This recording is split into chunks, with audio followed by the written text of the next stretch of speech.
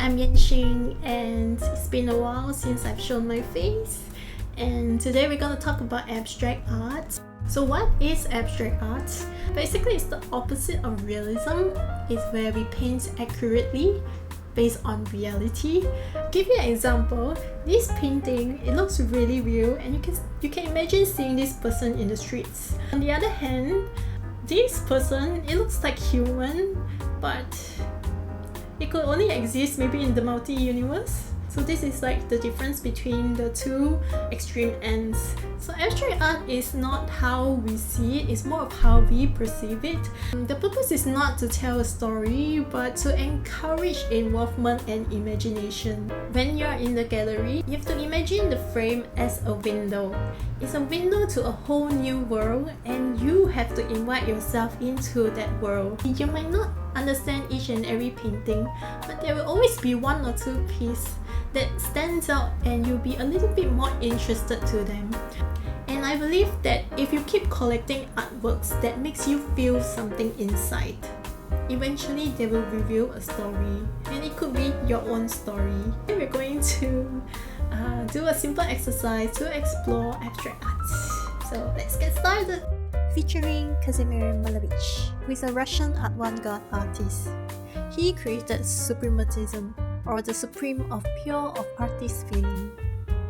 He wanted to create an art world of his own, rather than to depict our real world. Simple geometric forms floating in the white space represents infinity. We are going to try to paint based on this series.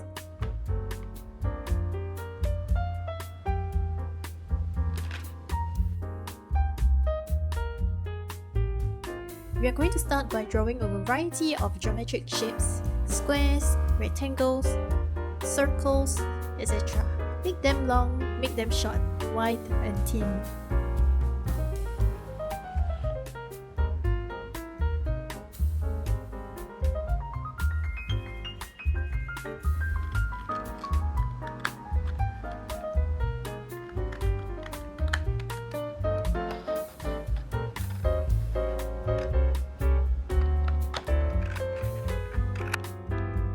We are going to arrange them by letting it fall to create space and floating effect. If we were to arrange by ourselves, we might end up over-controlling the formation.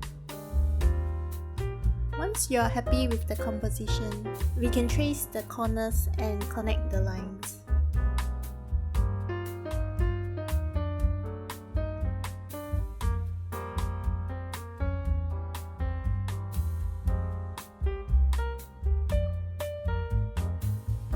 I added a large square behind.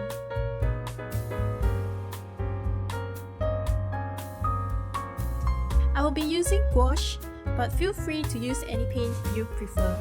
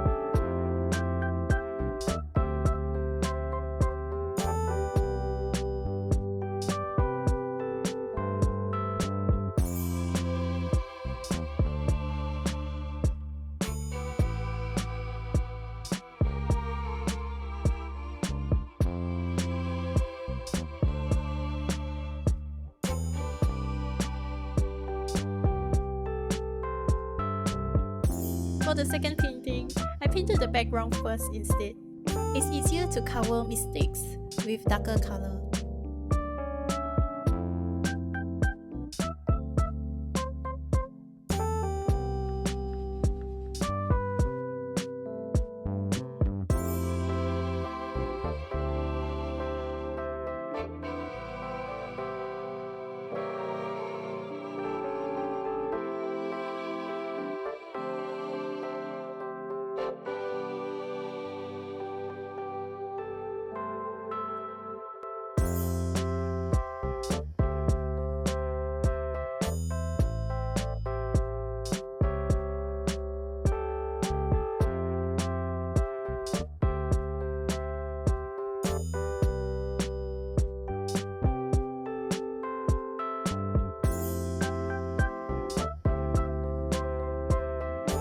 yay, it's done!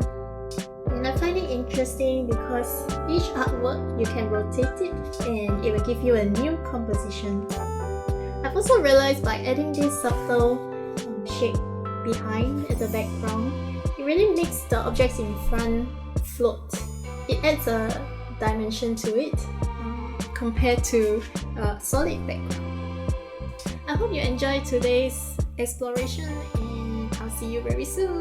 Bye! Bye!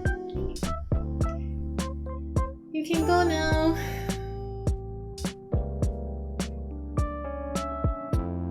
Come back for the next video. Okay, bye.